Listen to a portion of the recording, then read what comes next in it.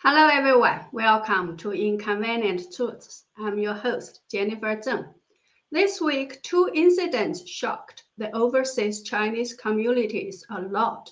One is the outright murder of a high-profile Chinese dissident lawyer and a former leader of the Tiananmen Student Movement in New York.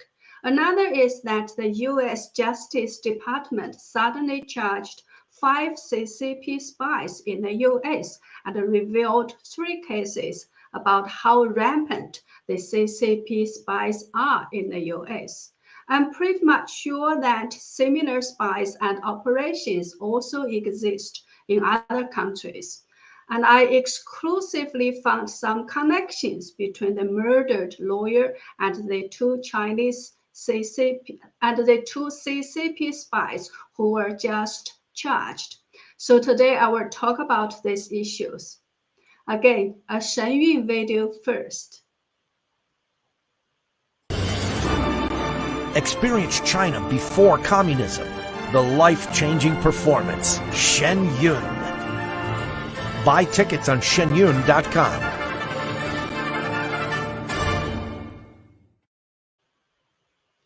This ad is for the Lincoln Center in New York.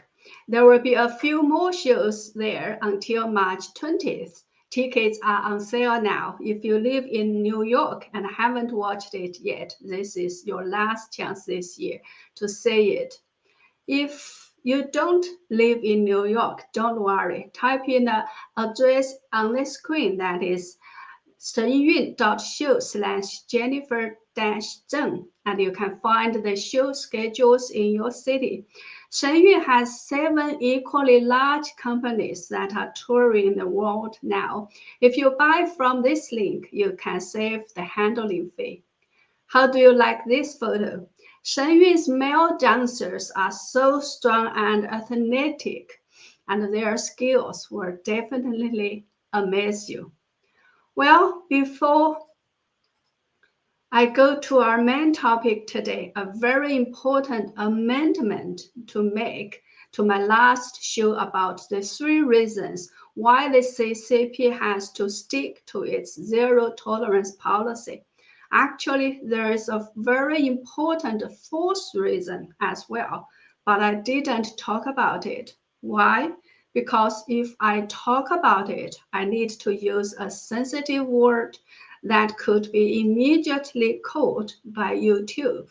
As a result, my video will get a yellow flag again, which means this video will be marked as limited for ad shootability, and I won't get any payment for it.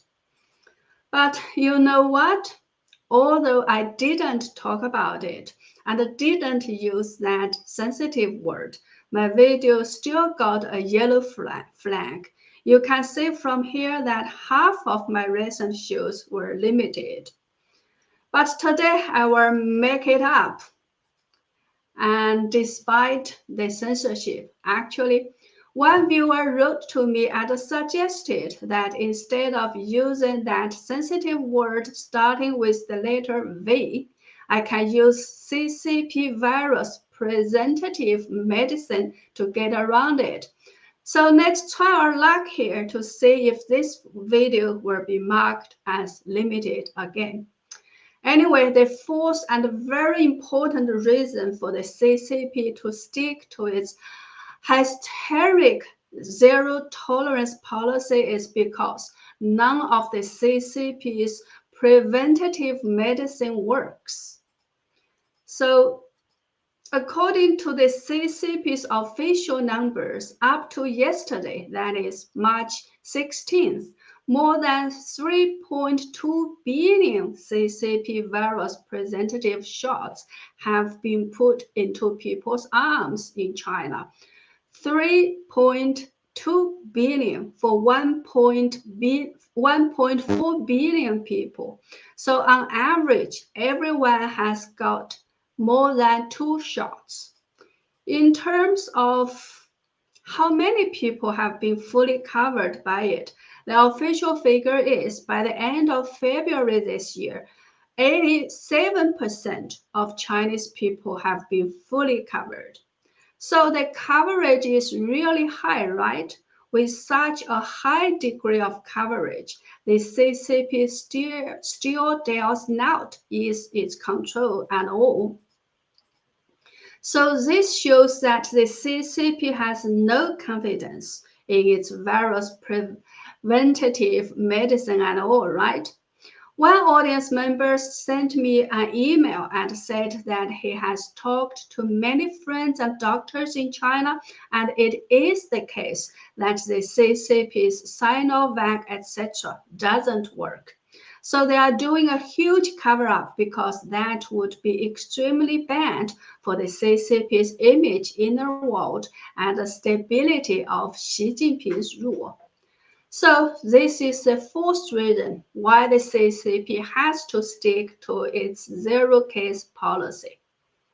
Now, let's go to our main topic today. On Monday, March 14th, there was a very shocking event that happened in New York City. Li Jingjing, or Jim Li, a very famous Chinese dissident lawyer and former leader of the Tiananmen Square pro-democracy movement, was stabbed to death in his office in broad daylight. This picture shows police blocking his office after the stab. And this is a picture of Jim Li. Actually, it is a screenshot of him doing an interview with NTD TV a while ago. He was jailed for 2 years in China after participating in the 1989 Tiananmen Square Student Movement. He came to the US after that to seek asylum and later became a lawyer. He ran a law firm in Flushing in New York and had helped a lot of people with their immigration applications. And the killer, Zhang Xiaoning, is a 25-year-old young Chinese woman who just came to the US in August last year. Almost everyone in the Chinese diaspora community was greatly shocked by the murder, and everybody was asking why. So on the next day, when the killer was escorted out of the police station, there was a large crowd of journalists and Chinese migrants waiting outside, trying to get some information on the motive of the murderer. Let's watch a short video showing what she said when someone asked her whether she regretted what she had done.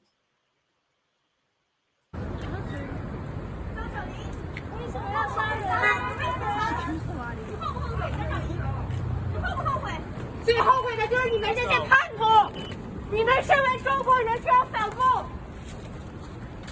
你们已经害死无数学生，还要害学生。最后悔的就是你们这些叛徒，你们身为中国人是要反共，你们已经害死无数学生，还要害学生。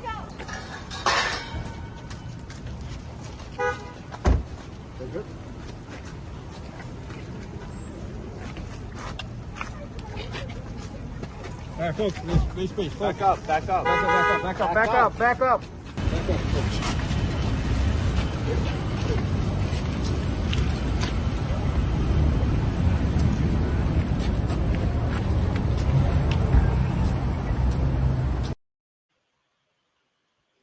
Well, did you hear what she said? She called the onlookers traitors because they oppose the CCP as Chinese people. So in her mind, if you oppose the CCP, you are a traitor. And this is another photo of Zhang Xiaoning protesting in front of the UN building in New York last year when the during the UN meeting in September. The Chinese words on the CCP flag she holds say, "I was raped by Beijing police. The evil police must be punished." The man beside her is Bai Jieming, who was helping her with her case. Her story is quite confusing. She came to the US last August and then sought asylum, claiming that she had been raped by Beijing police. Then, in November last year, she posted online saying that she had not been raped by Beijing police. She was safe in the US. She was forced by Bai Jiemin to tell lies, etc.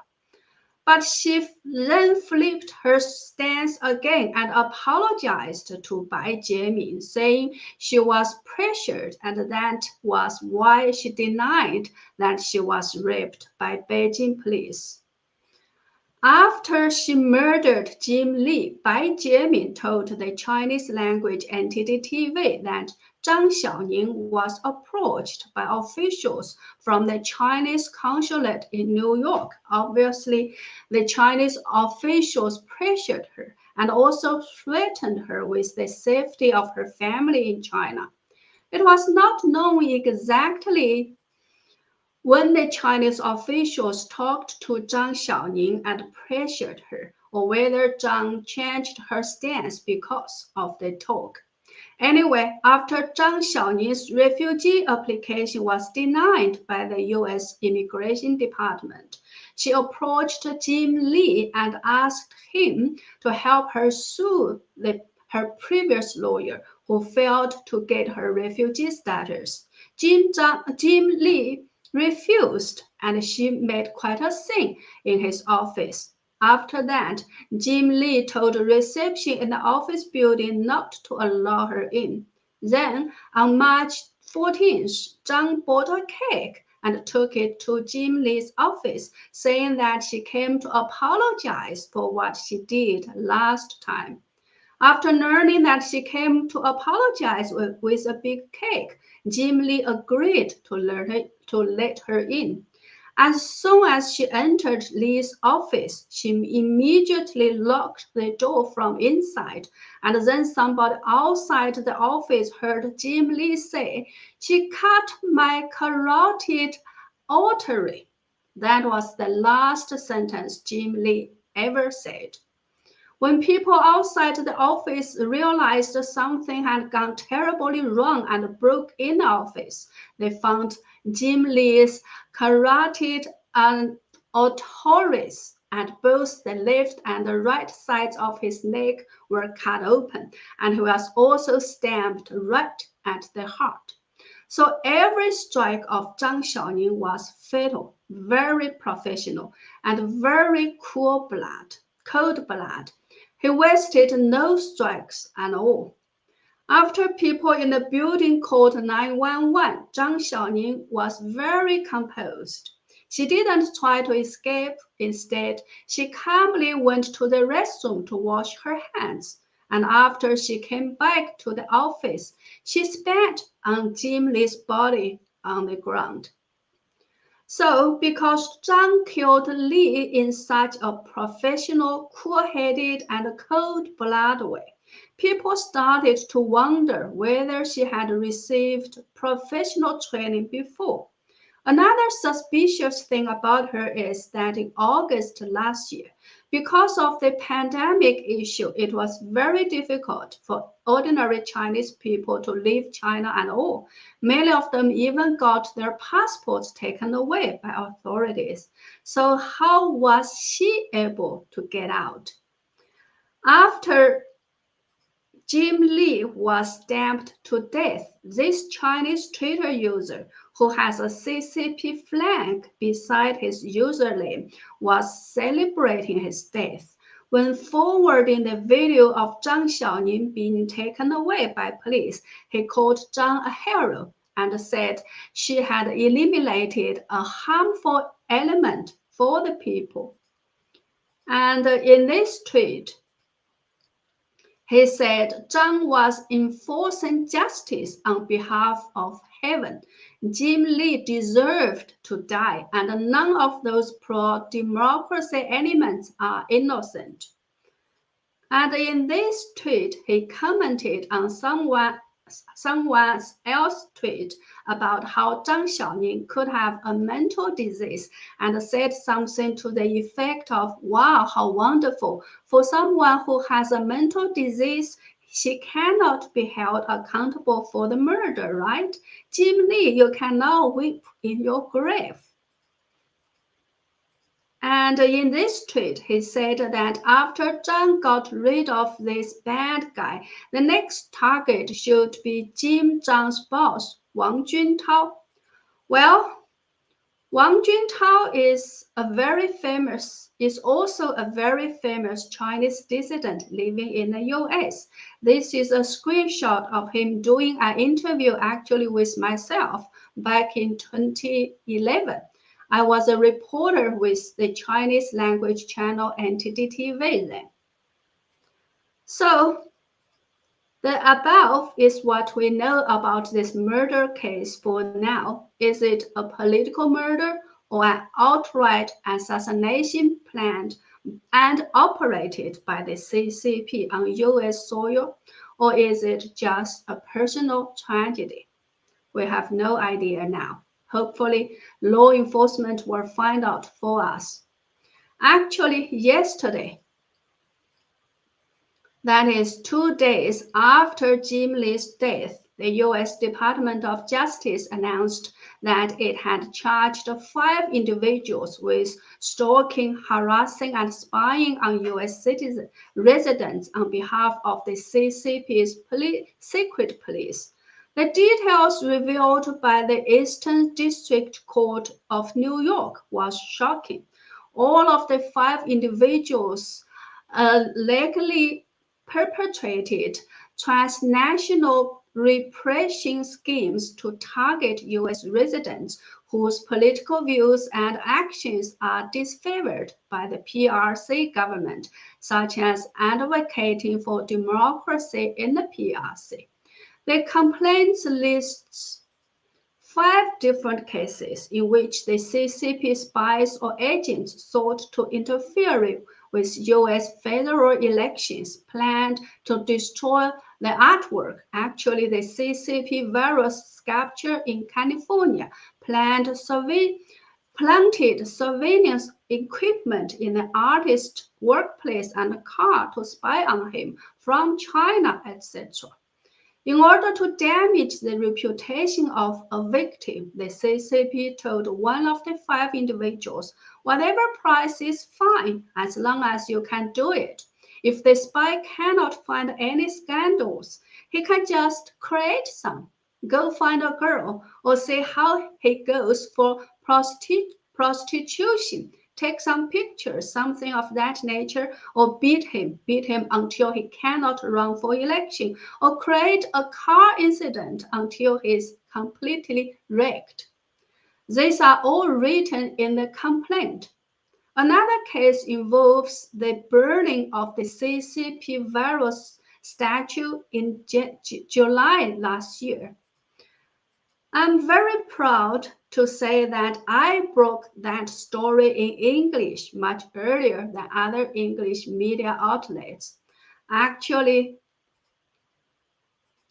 I don't think that story was covered at all by many mainstream English outlets. Anyway, the sculpture was burned down completely destroyed on July 23rd, 2021.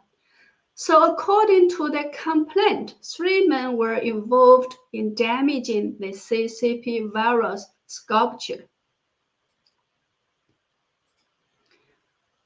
And these are the pictures of the 3 men. One of them, Marshall Zeberis, pretended to be an art dealer and approached the sculptor, Mr. Chen Weimin, and installed surveillance cameras and GPS devices at his workplace and in his car. Marshall Zeberis also pretended that he wanted to buy artwork from Chen and even signed a contract with him, but he broke the contract. So Chen Weimin hired a New York lawyer to file a civil lawsuit against this CCP spy Zebros. At that time, Chen didn't know that Zebros was a CCP spy yet. He sued him only because he broke the contract. So he filed that case only recently, less than 1 month ago. And do you know who was the lawyer Chen hired? It was no other than Jim Lee, who was stabbed to death on Monday. So is there a connection between Jim Lee's death and this CCP spy Marshal Zebris? We have no idea. The third case that the U.S. Justice Department revealed yesterday is a CCP spy called Wang Shujun. This is a photo of Wang Shujun. He's actually very active among Chinese dissidents. Before he was arrested yesterday, everyone thought he was a respected Chinese scholar and dissident. He set up a pro-democracy foundation and often organized pro-democracy events. But the real purpose was to connect name lists and information about Chinese dissidents, including Hong Kong pro-democracy activists, advocates for Taiwan independence, and Uyghur and Tibetan activists, etc., both in the United States and abroad. One of the victims, Wang reported, a Hong Kong democracy activist, was arrested in Hong Kong and jailed on political charges in April 2020. And you know what? While Wang Shujun had been the secretary of the foundation he set up, Jim Lee had been the foundation's chairman and the president of the board of directors. This is a report about the foundation's annual meeting in 2011. You can see the first person on the left is Jim Lee, and the person beside him is no other than Wang Shujun. So again, somehow Jim Lee was connected with a CCP spy who just got revealed and arrested yesterday. So does Jim Lee's death have anything to do with Wang Junshu? We have no idea either. According to Los Angeles lawyer Zeng Chunzhu, it is well known that the CCP abuses Interpol's red notices to track down fugitive dissidents, and in order to force them to return to China, the CCP often threatens these people's families in China. And Jim Lee had helped a number of people who were on the CCP's red notices list to seek asylum in the US. So he might know many of the CCP's top secrets. Zeng Chunzhu wonders whether that could also be a reason why Jim Lee was murdered. Again, we have no way to know until more evidence is unearthed in the future. I think I'm again the first one who laid out in English the connections between Jim Lee and the CCP spies who just got arrested in the US. I will tag the FBI when I share this video on social media. Hopefully, this can give them some clues for their future investigations. Well, that's all for today. Thank you so much for watching. Again, please help me spread my videos or go to my website at jenniferzengblog.com to sign up for a membership or make a donation to support my truth-telling efforts. Thank you. See you next time.